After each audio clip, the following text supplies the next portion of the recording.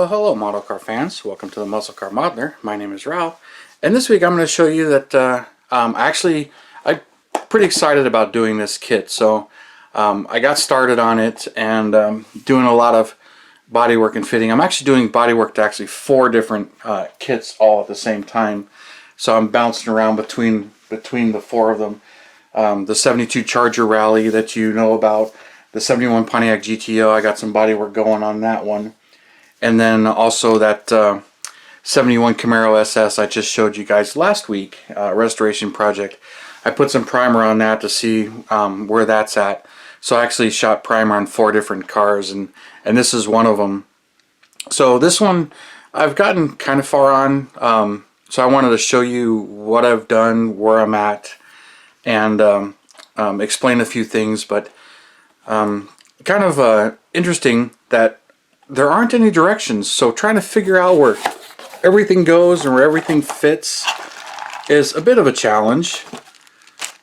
Whoa, what just went flying?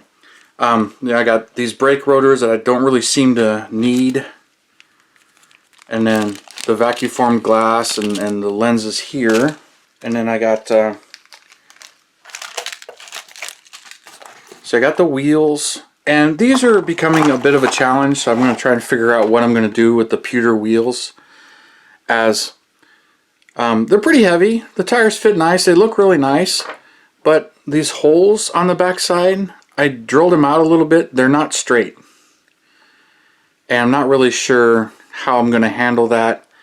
And it gives you these axle rods in there, but this is like really soft aluminum, really flexible. So I mean, you can bend it, shape it, and when you push it through the holes that are pilot drilled and you drill the rest of them, you can push it through.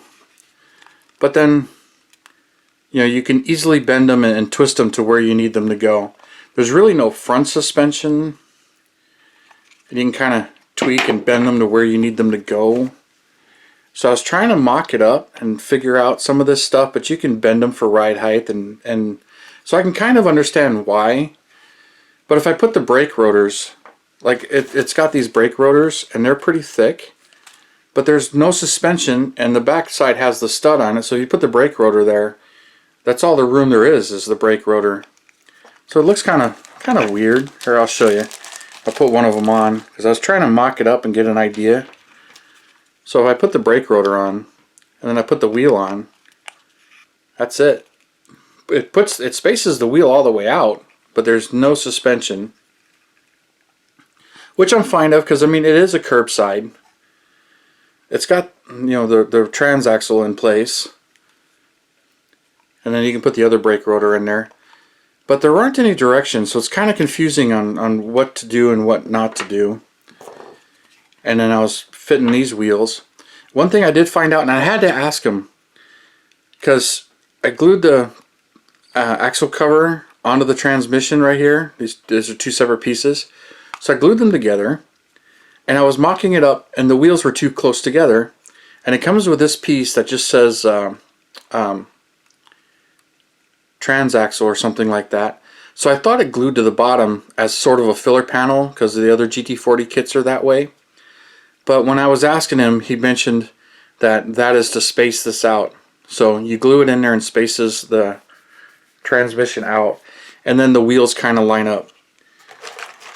But then you got this pewter rear axle, which goes in here like this. And then I drilled the hole. They're kind of pilot started, so I just drilled the hole all the way through for the shaft to go through. And then I had to grind all of this out to get it to sit a little more flush and line up. I mean, it's kind of crude, but it's white metal.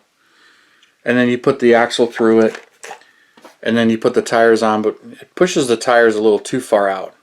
So I gotta either trim these or trim those or get some fitting, so I need to narrow the wheels in a little bit more.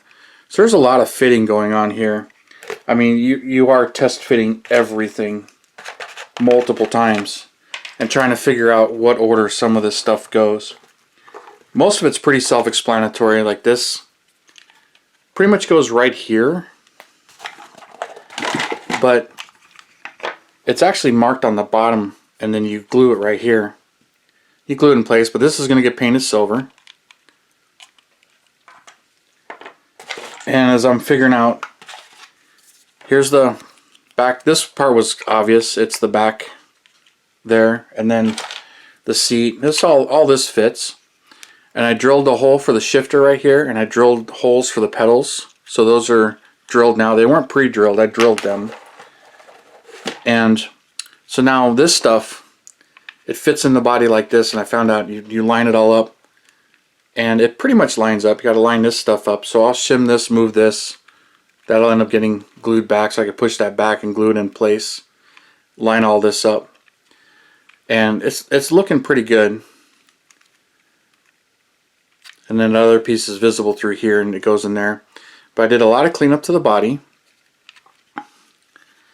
and took the warp out of this. If you saw in the first video, this was pushed down a little bit, and that took quite a bit. I really had to have some boiling, scalding hot water, and then I was dipping it into a dish just to get the spoiler itself, and then I would push it out. I'd put something in there and push it out to get it to lay flat. And it came out pretty nice, and then I did some Bodywork, smoothed it all out. No putty on this yet. This is all just sanding the resin and priming. It's got this is my second time priming it, and cleaning up the holes, cleaning the flash out of the holes, cleaning up these holes. These were molded open for the gas caps, so I cleaned them up, got the gas caps fitting in there, and then I put a real thin piece of styrene to close them up because there's nothing for them to mount to.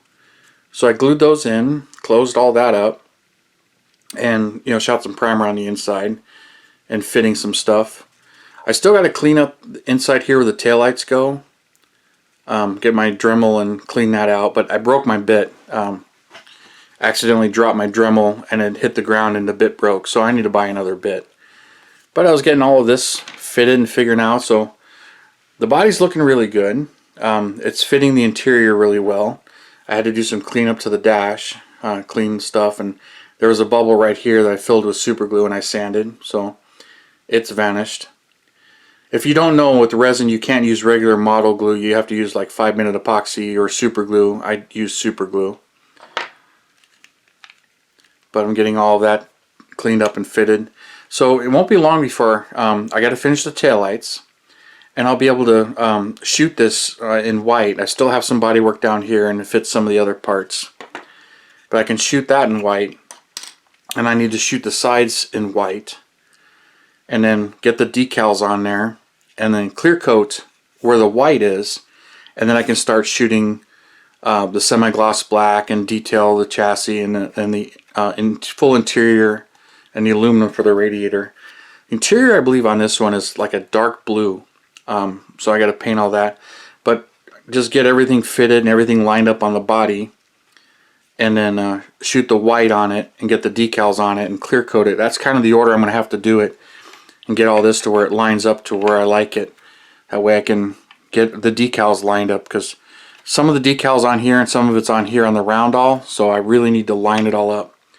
So it's kind of a pain with a lot of fitting, but the key piece is this piece right here. Once you have that, the dash goes into place, everything else goes into place.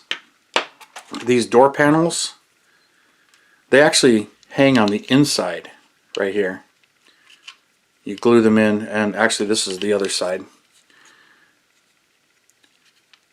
No, I had it right. It goes this way. But it pretty much goes on this side, and it'll glue in place, because I thought I was going to glue them in here. I mean, you probably could glue them in there, but they seem to fit better when you mock them up in here. So, and then these got to be painted. Here's a couple more of the disc brakes. But it's not very well detailed as far as the suspension goes or any of that. But it's really meant to be a curbside, so it'll look good when it's done. Be very presentable. One of the other parts, it seems like there's some extra parts in here that don't really explain what they're for, because this is where the engine goes. This is the cover that goes here. There's a photo etch screen that goes on this, a photo etch part, and then this goes here, and it looks like this is the intake stack. I'm not sure if it's supposed to go this way or this way. Really not a whole lot of reference pictures. It kind of looks like it really needs to go this way. But they give you a photo etch piece that lays on top of this, that fills in the whole hole, and that's the back side of it. And that pretty much covers a whole hole, and you got all these other photo etched ones to fill in a lot of the holes. So once I get that fitted, but this doesn't seem to fit in here very well, so I'll probably have to make some shelving because it wants to rock go one way or the other. It's not real square, but I'll get that figured out. But it's really not a critical part because it's just kind of filling in the hole, and on this Roadster the engine isn't real visible. And I know he's making a bunch of different GT40 Roadsters. He made 2 Roadsters and a bunch of other GT40 kits. So some of these parts that he's casting are mixed in between and reused and in different kits. So it's a little confusing, but getting it figured out. I mean, I'll get it all figured out and everything, but that's where I'm at with this one. And I'll keep working on it and the bodywork on the other ones, and I'll show you those. But I figured this week I would show you that I'm actually working on this GT40 Roadster and getting it going. So I've done a lot of fitting, got a lot of ideas for where everything's going, but I'm at the point now where I just need to finish the bodywork on the body, paint the body white, get the decals on it, get the white on the sides here and the decals on the sides here, get everything lined up and clear coated. So the body is done, and then I'll let it sit for like a week. When I clear, I let it sit for a week, and then once it's completely cured, then I'll start detailing the other parts and gluing them to the body, because you know, get everything in the body and get the interior detailed out, and then start working on, because it's obvious that the suspension and the chassis parts, it's gonna fit where it's gonna fit, and you pretty much are gonna make it fit and get it to sit right, but it's really not very presentable on the rest of the suspension. So we'll see how this one comes out. So I'm kind of curious how it's going to come out for you guys, so you guys can see it. So I'm enjoying the build. It's definitely different for me, but it's definitely not a high detail resin kit, even though it's a full resin kit, and it's kind of pricey for what you're getting here and the amount of detail you actually get. So I'm looking forward to doing it because it's one of my grail subjects. So this excites me, but I'm hoping you guys are enjoying it and you'll follow along and see where this goes. So thank you for tuning in and subscribing and all your comments, and you guys have a wonderful Saturday, and I'll see you next Saturday.